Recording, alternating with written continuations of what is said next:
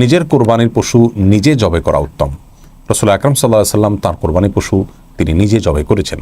এর মাধ্যমে ত্যাগের বিষয়টিও খুব ভালোভাবে বাস্তবায়িত হয়।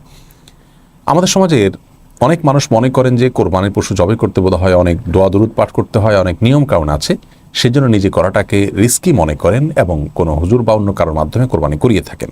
সন্দেহ নেই অন্য কারোর মাধ্যমে কোরবানি করালেও কোরবানি বিশুদ্ধ হয়ে যাবে, কিন্তু নিজে হাতে করাটা যেহেতু বেশি উত্তম, সেজন্য আজ আমরা খুব সহজে আপনার কোরবানি পশু আপনি কীভাবে জবে করবেন সে বিষয়টি শেয়ার করবো ইনশাআল্লাহ তাআলা। কোরবানির পশুর জবে এবং কোরবানি বিশুদ্ধ হওয়ার জন্য আপনাকে মৌলিকভাবে দুটি কাজ করতে হবে। প্রথম কাজ হলো বিসমিল্লাহি আল্লাহু আকবার বলে আপনি জবে করবেন, আল্লাহর নাম নিয়ে জবে করবেন, এটা হলো প্রথম কাজ।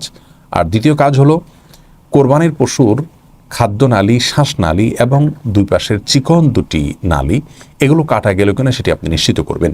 খাদ্যনালী, শ্বাসনালী এগুলো অপেক্ষাকৃতভাবে একটু পুরু হয়ে থাকে, মোটা হয়ে থাকে, বড় হয়ে থাকে, আর বাকি যে দুই পাশের দুটি সরু নালী থাকে সেগুলো আপনি কাটবেন।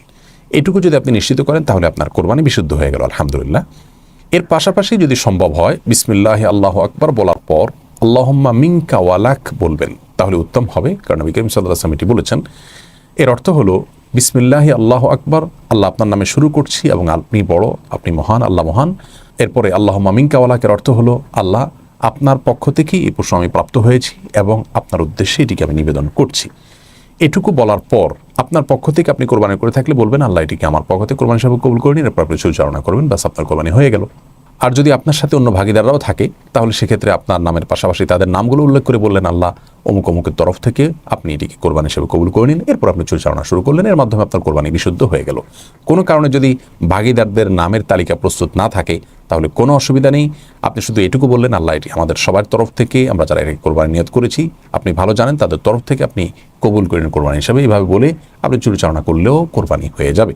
সহিহ মুসলিম হাদিসে আসছে নবী করিম সাল্লাল্লাহু আলাইহি সাল্লাম তার কোরবানির পশু জবাই করার সময় তিনি বলেছেন বিসমিল্লাহি আল্লাহু আকবার আল্লাহুম্মা মিনকা ওয়ালাক, আরও বলেছেন আল্লাহুম্মা তাকাব্বালহু মিন মুহাম্মদ ওয়া মিন আলি মুহাম্মদ ওয়া মিন উম্মতি মুহাম্মদ, যার অর্থ হলো আল্লাহ এই কোরবানির পশুকে আপনি মুহাম্মদের তরফ থেকে, তার পরিবার এবং মুহাম্মদের তরফ থেকে আপনি কবুল করে নিন। ঠিক একইভাবে আমরাও যাদের তরফ থেকে কোরবানি করছি তাদের তরফ থেকে কবুল হওয়ার দোয়া করে এরপরে আমরা পরিচালনা শুরু করলে কোরবানি বিশুদ্ধ হয়ে যাবে। খুবই সহজ।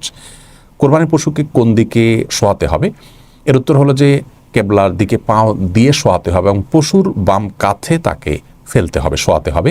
এর মাধ্যমে জবাই করাটা সহজ হয়, সুবিধাজনক হয়, কিন্তু এটি আবশ্যক নয়। অন্য কোনো দিকে যদি আপনি ফিরিয়ে জবাই করেছেন বা জবাই করতে গিয়ে অন্য কোনো দিক ফিরে গেছে এবং সেদিকেই জবাই হয়ে গেছে, তাতেও জবাই বিশুদ্ধ হয়ে যাবে, কোরবানি বিশুদ্ধ হয়ে যাবে, টেনশনের কোনো কারণ নেই।